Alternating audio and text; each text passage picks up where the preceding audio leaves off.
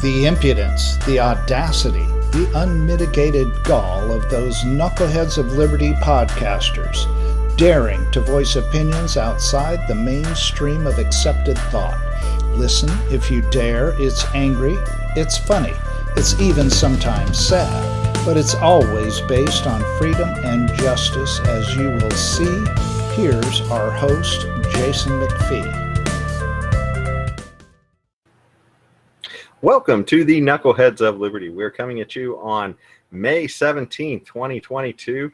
Again, we've been just stumbling through this horrifying administration, both in California and nationally, and it's got us all triggered. So we got a special show for you today. We're going to talk with Sam Paredes of Gun Owners of California. But before we get to that, let me introduce you to our panel. In our upper left-hand corner, we have Leon, the word Brathwaite, last word in Liberty. He is a retired engineer in the state of California. In our upper right-hand corner, we have our screaming eagle of freedom, Tim Ever. He is a pilot in the state of California. In our lower left-hand corner, we have Sam Paredes of Gun Owners of California. And my name's Jason McPhee, and I'll be your host today. So let's jump right in. Boy, I tell you, there's just all kinds of stories been building up about gun owners' rights in the news, and we haven't really hit a lot of those. So we're going to focus on this show and the next one, specifically on all of these gun owners' rights issues. And one of the first topics we wanted to bring up, we just had a shooting not too long ago here in Sacramento, and there's been several recently as well, too, throughout the nation. But one of the crazy things is every time there's a shooting, especially nowadays in this last few years, everybody talks about the gun, but nobody seems to care about the shooter. And it seems like in a lot of cases with criminals, we just kind of let them right back out on the street, it almost seems like. So, Sam, what's that all about? I know you guys have some articles. In fact, I think we have one to share up there. You guys have an article on your website about this, too. So... Okay. Yeah, Sam, so you want to take us through a little bit of this? Sure. You know, you're absolutely, first of all, it's a real honor and a pleasure to be on with you guys. I think the world about what you guys are doing, and you're so much fun, so it's a pleasure to be with you.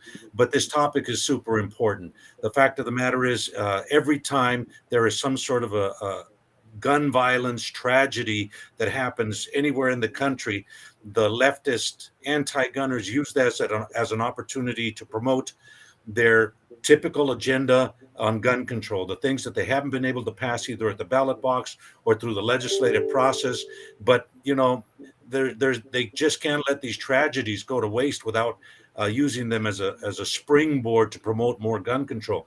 It's fascinating that the shooting that took place in Sacramento, immediately the governor and the mayor of Sacramento came out and called for more gun control. We got to get rid of ghost guns. We got to get rid of assault weapons. We need universal background checks. We need this and we need that. All things that we already have here in the state of California, number one.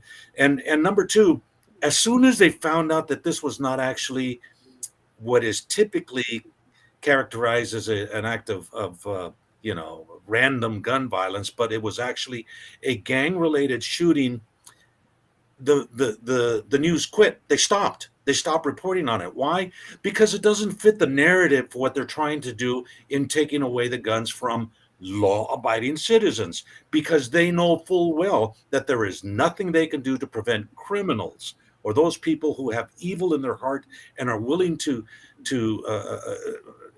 use that intent to create some act of evil violence.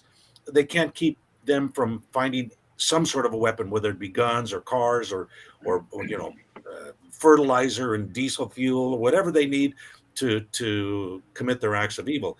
So the shooting here, it didn't fit the narrative, and now you've heard almost nothing. And you're right. Gun Owners of California was created by Senator H.L. Richardson in 1975, and we have maintained the same motto. We are a committee dedicated to crime control, not gun control.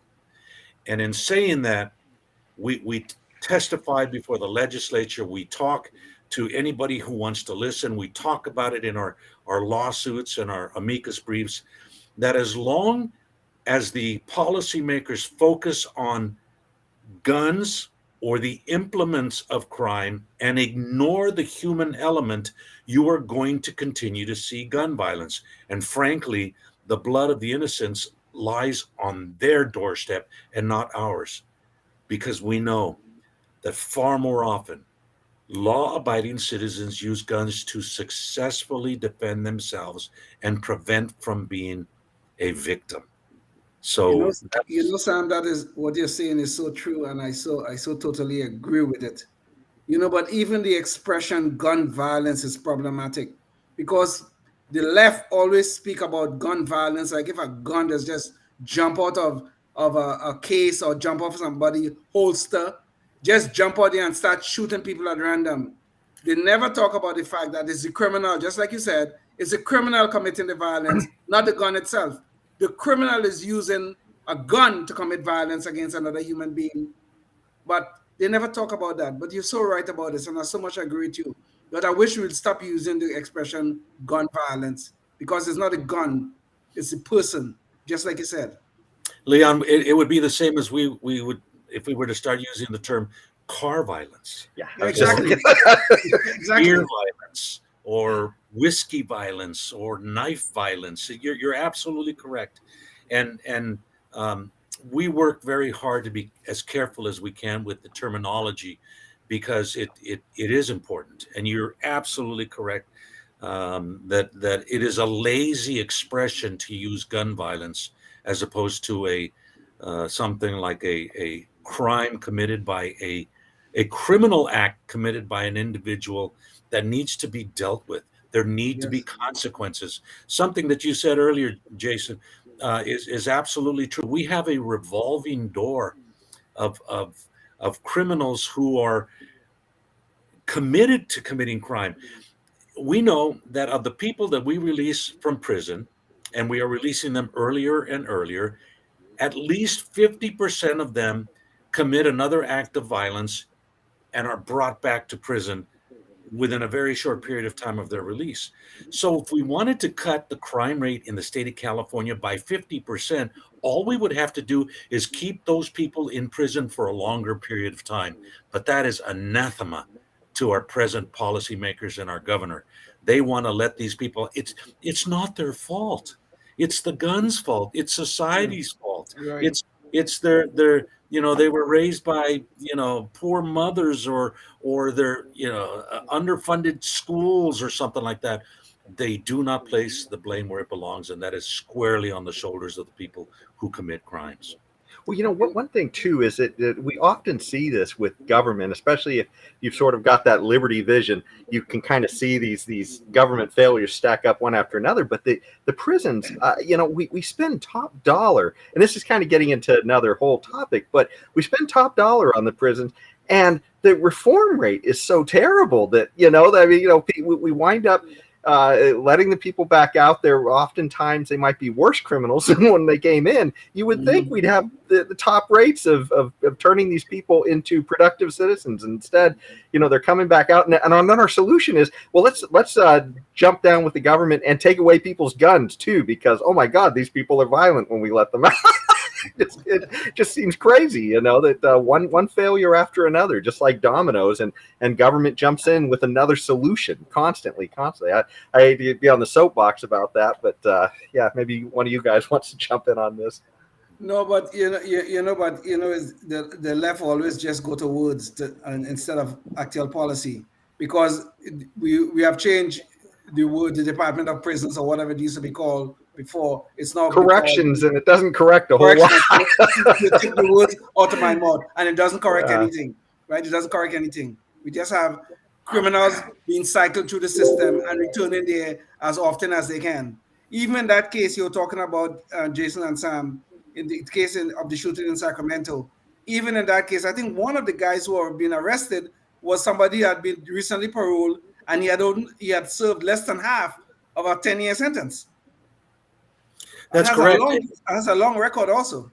Yes, even the district attorney from Sacramento had written a letter to the parole board saying that if you let this guy out, he has absolutely no remorse. He will kill somebody. He will commit more crimes if you let him out. And what did the parole board do. They let him out, and the words of the district attorney were unfortunately they came true. They were Indeed. prophetic. So Unfortunately, yeah, yes. it's we have to change the mentality. The people who are willing to commit these crimes, whether it's a hardened lifetime criminal, whether it's somebody who is mentally deranged or pure evil, they know that the consequences for committing their acts, their criminal acts, are not severe enough to prevent them from doing that. Oh, so I spend a few years in prison, but that's it's almost like going to occupational training. You go in there and you learn how to perfect your craft for committing crimes and joining gangs and doing all of these things. And maybe I'll learn how to do some woodworking in order to get some points to get out of prison early. But the penalties are not such that they're unwilling to commit these crimes. And back when we had a penal institution as opposed to a correctional or rehabilitation institution, our crime was steadily dropping over 20 years. Our crime rate, and especially the homicide rate in America and in California, were on a steady decrease. And then we changed the dynamic of our institutions, and now we are on a dynamic rise in crime. So, I mean, it doesn't take a rocket scientist or a knucklehead to really see what the facts are. But the unfortunate thing about all of this is that these leftist politicians, they are not connecting policy, whether it's early release or whether it's being soft on crime. They are not connecting policy to the recent rise in crime that we are seeing. They are making no connection between these two things. And who is suffering for this? The law-abiding. That's who's correct. suffering for this. 100%. You know, I often, when I speak before the legislature, I talk to particularly the leftist politicians. I say, will you not even consider that it is your existing and ongoing and growing policies of government overreach that makes it difficult for businesses, small and large, to create more jobs, to give employment to people who gain self-respect by working? And will you not accept the fact that maybe it's the policy that you are requiring our schools to promote that may be part of the problem, because you've already done everything that you can possibly do on guns except totally ban them, and that's not working for you. So at what point do you stop running into the wall and hitting your head and trying to expect a different result? Yeah. Yes. Well, you know, it's funny. It doesn't matter what it is, whether it's corrections, education, or gun control. The government just kind of really does an awful job on just about everything you can imagine. But, you know, we do have some interesting folks in the Supreme Court at this point. And there's a case that's about to be decided that has big Second Amendment implications. And I believe that case is New York State Rifle Association and Pistol Association, rather, versus Bruin. And did you want to talk a little bit about that, Sam, and some of the implications we see coming down? Absolutely. This case was argued last November. We believe that the case has already been decided and the court is just waiting to release it. This is a case having to do with specifically concealed carry weapons permit procedures in the city of New York. In New York, they require applicants to have an extraordinary reason why they want to carry a permit. Self-defense guarantees that you're going to be denied if that's the reason that you use. So it was challenged, went through the district court, through the appellate court, and now it's before the Supreme Court. We believe that the Supreme Court is going to rule that the CCW system in New York and in any may issue jurisdiction is unconstitutional, and that applicants don't need anything other than any other reason other than self-defense, or they want to exercise their Second Amendment rights as a reason to get a permit. Of course, we believe that the only permit we really need is the Second Amendment in the Constitution, that we should have to go and ask permission of the government if we can exercise a constitutional right. But we will concentrate on this. But more importantly, with this case, multiple groups like ourselves, Gun Owners of California, Gun Owners of America, Gun Owners Foundation, and others have asked the court to direct, in order to prevent these kinds of cases to continue to come up, even though the court itself, in Heller versus Washington, D.C., Justice Scalia wrote that judges should refrain from using judicially created balancing tests in order to rule on Second Amendment cases. The only thing we should use is the text, the history, and the tradition of the meaning of the words at the founding. That is what they should use as guidelines as to how to rule on Second Amendment cases. If the court, and we know that lower courts have been basically flipping the middle finger to the Supreme Court and saying, nah, we're going to use intermediate scrutiny or strict scrutiny or rational basis, whatever we want to justify the acceptance of gun control laws. That's what we're going to use. And if you don't like it, you fix it. So if the court says we've had enough from the lower courts, you can now only use text, history, and tradition on Second Amendment cases, that will open the door for us to be able to sue to overturn many of the gun control laws that are on the books in the state of California, and frankly, throughout the country. That will be a huge benefit. Now, I don't want to lead anybody astray. If we get a good ruling on concealed carry weapons permits, that alone will be a major victory. But if we get this directive from the court that says that from now on, lower courts, you have to use only this standard, the world will open up. There will be a massive change in the application of the Second Amendment nationwide and here in California. And frankly, the leftists are already wetting their pants. Pampers and Depends are going at a breakneck speed purchased by lawmakers in the state of California because they are afraid the Supreme Court is going to do something along these lines and will basically give us the ammunition we need to overturn all of the laws that infringe on the Second Amendment. You know, I never understand why the Second Amendment is treated so differently than the First Amendment. I mean, if we start to talk about free speech control, I mean, there are people trying to control our speech these days. But if we talk about free speech control as opposed to gun control, you talk about free speech control, I think half of the country, maybe more, will be up in arms about that, okay? Because free speech is free speech. We need to be able to express our thoughts freely without the government infringing upon it. But yet we have a right in the Second Amendment that says we have the right to bear arms, to keep and bear arms, and people treat it like it's a government option whether we should exercise that right or not.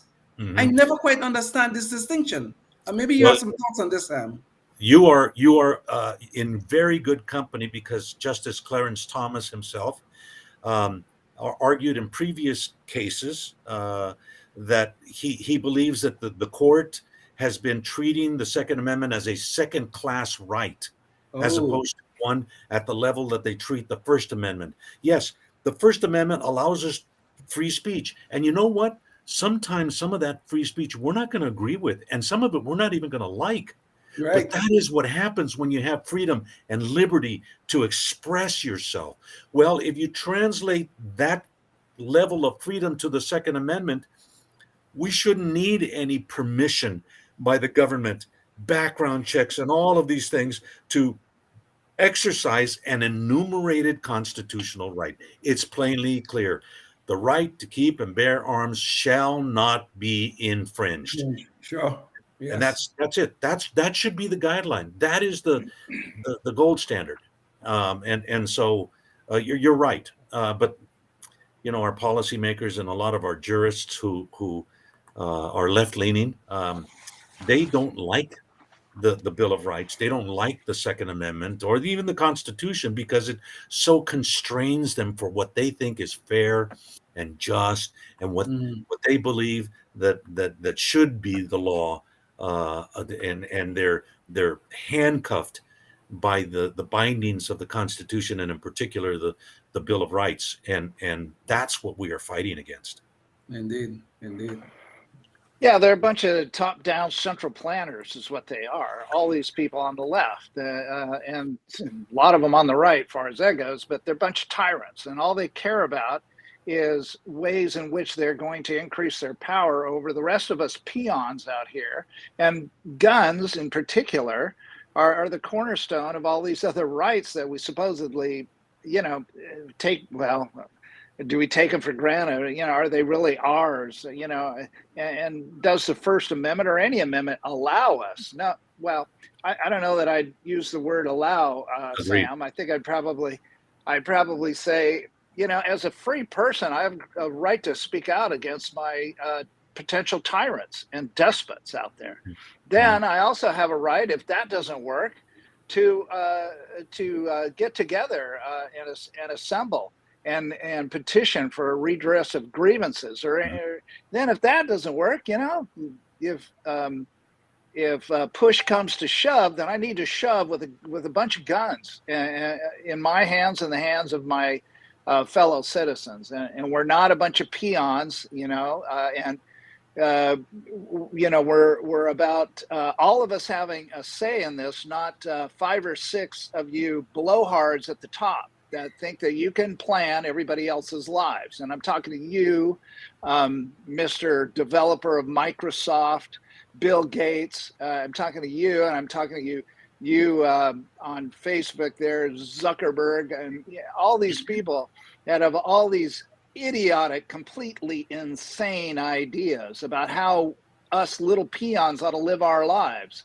I'm tired of it, and I'm tired of hearing from them, and they just want more and more and more.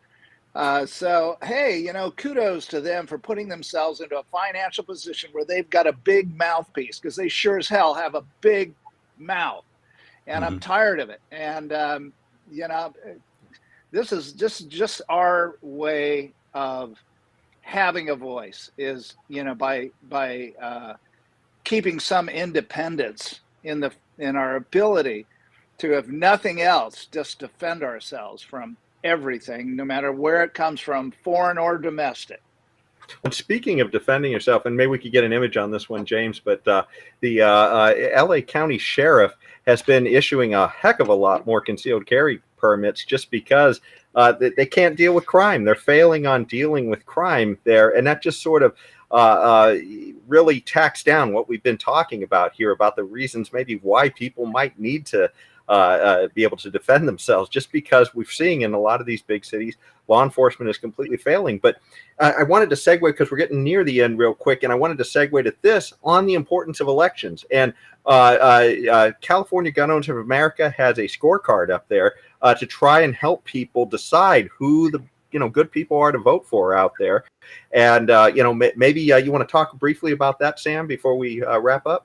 Sure. People can go to our website and under resources, and then you click on the Gun Owners of California Campaign Committee link that pops up on the logo, and then it'll give you the opportunity to find this page where we have candidate ratings for state assembly and state senate.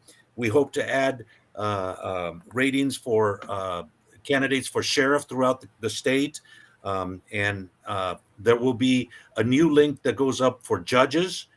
So we try to, as we say, we try to keep our supporters and members armed and informed with the information they need to be able to assemble, as Tim said, and fight back and demand redress of our grievances from our policymakers. And sometimes the easiest thing is for us to elect policymakers who already support those rights, and will go to the legislature, and then we continue to build on that. Tim, I have to thank you. You're never a one to pussyfoot around with what you believe, and I appreciate those words. And you're right. The Bill of Rights was not a granting of rights. It was an enumeration of rights that pre-existed the Constitution and were enshrined there to protect them. And we have to fight with everything that we got. And some of our founding fathers, they reminded our people that revolution every once in a while is a good thing for liberty and freedom, because the natural tendency, they understood it, was for our government to move towards tyranny especially the further away they get from that fight for liberty. Well, our freedom and our liberties come from God, and no man or government should take them away. 100%. 100%. The good things are happening, Jason, down in Los Angeles. The sheriff sent a team of people. We sponsored a concealed carry weapons permit conference that was open to all of the administrators of CCWs and all of the sheriff's departments, all of the police departments. And they came up and we did workshops and they learned from each other. And they went back and set up a very efficient CCW unit, and they are handing them out to law-abiding citizens. If you are a law-abiding citizen and you want a permit in the county of Los Angeles, you can apply, and there's a great likelihood that you will get them. So yes, we fully expect that the county of Los Angeles will at some time have more concealed carry weapons permits than all of the other counties in the state combined. So that's a good thing. And again, I would prefer constitutional carry. That the only permit you need is the Constitution and not a concealed carry permit. But you know what? People with CCW save lives every day. They save their own lives and the lives of others. So we're moving in the right direction, and that's okay with me. Well, speaking of someone who doesn't respect the Constitution, let me jump over to our Knucklehead Noise Patrol real quick. We've got a doozy from Joe Biden on this one. And this is a little bit old, but it is completely shows where his thinking is at on, I guess, gun control and how he imagines gun safety. So apparently Biden told Field and Stream magazine when he was saying why you didn't need an AR-15, but a shotgun would do just fine. He told Field and Stream back in 2013, well, you know, my shotgun will do better for you than your AR-15 because if you want to keep somebody away from your house, just fire the shotgun through the door. So, yeah. And actually, there are several people that have gone to prison because they did it, and their defense was, "Well, the vice president said that's what I should do." You can tell, you know, when a half senile president, you know, Joe Biden tells you to do something, you should really think about it twice before you actually do it. You know, jeez. And by the way, this was on Snopes too, so we're not cherry picking here. It's kind of the left telling you what they think about it too. That's awesome. Yeah, basically, if he's saying something, you better be thinking about the exact opposite. And yes. It's, when at least we have a standard. He goes that way, we go that way all the time. Yes. Yeah. Boy, I tell you, if it wasn't for double standard, we'd have very few standards, I guess. Standards at all, right? Maybe none. If it weren't for bad luck, I've had no luck at all. You know. There you go. Well, that's about all the time we have on our show today. Did you want to put one final shout out to your website or anything there, Sam? Sure. If you want to be a part of the solution, if you want to be a part of the lawsuits that are making it to the Supreme Court and are being ruled on now, if you want to be a part of blasting the legislature with the truth on the Second Amendment and the fallacy of gun control, if you want to be a part of electing people who believe in freedom and liberty, we invite you to join Gun Owners of California. Gun Owners of California. Thanks so much, and we'll see you at the next one. Until then, stay free. Indeed. Life, liberty, and the pursuit of happiness, always and forever. Thank you for listening to the Knuckleheads of Liberty podcast. Find us on Facebook, Rumble, YouTube, your favorite podcast network, and at knuckleheadsofliberty.com.